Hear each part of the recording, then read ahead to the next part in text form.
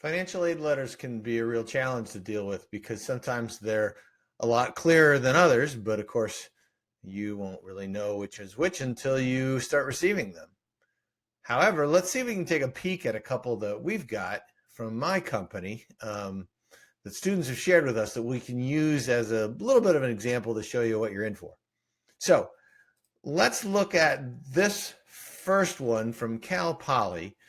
We've redacted all of the private information so that we're just looking at the award letter. And this actually is a template that you might see from a lot of other schools.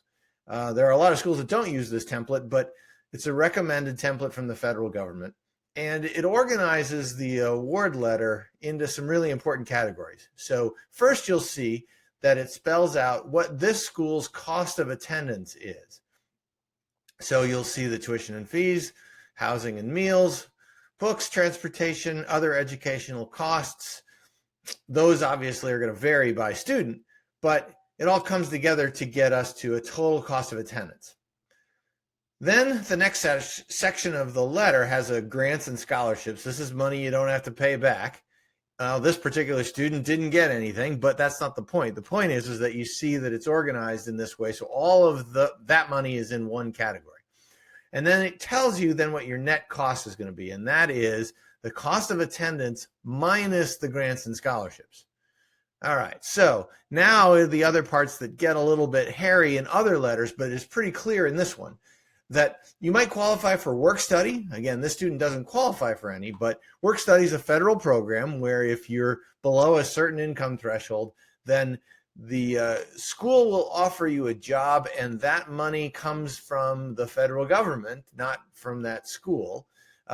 You still have to get paid, and then you still have to choose to do with that money, but you're going to have that money available to you to then pay for whatever you need to pay for at school. So it can kind of go towards some of the cost of school.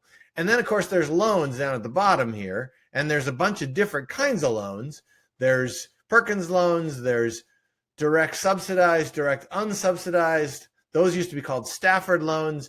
Then there's something called a PLUS loan that is actually something that your parents can borrow, and then they have to pay back, and you have to go through a sort of vetting to be approved to get a PLUS loan.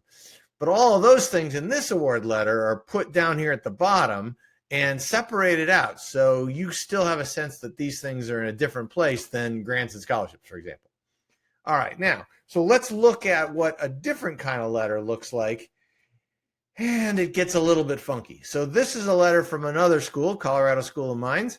It's been redacted as well so that we're just looking at the information here, the financial information. This one's got some cost of attendance stuff at the top. This is great. It splits it out into the tuition, fees, room, and board, and then also the what they call indirect expenses, books, personal expenses, whatever else, to come up with a total cost of attendance. But now down here, it gets a little bit fuzzier because it just calls this whole section awards. And what you see here is a whole series of things, but only two of them are actually grants and scholarships. And that's only if you figure out that SCHOL means scholarship. And then the rest of this stuff is work study and loans. And you see down here at the bottom that the bottom one is the Parent Plus loan. And that's a huge amount of money, right? Yeah, it doesn't go to the student. It's the parent who borrows it. And if you're a lower income family, you may not be able to qualify for a plus loan anyway. So this award letter looks like your award is $54,300. Well, not so much. Actually, your award's only about $14,000. So your total costs are really about $40,000, not what would be 57 minus 53 or 54, excuse me.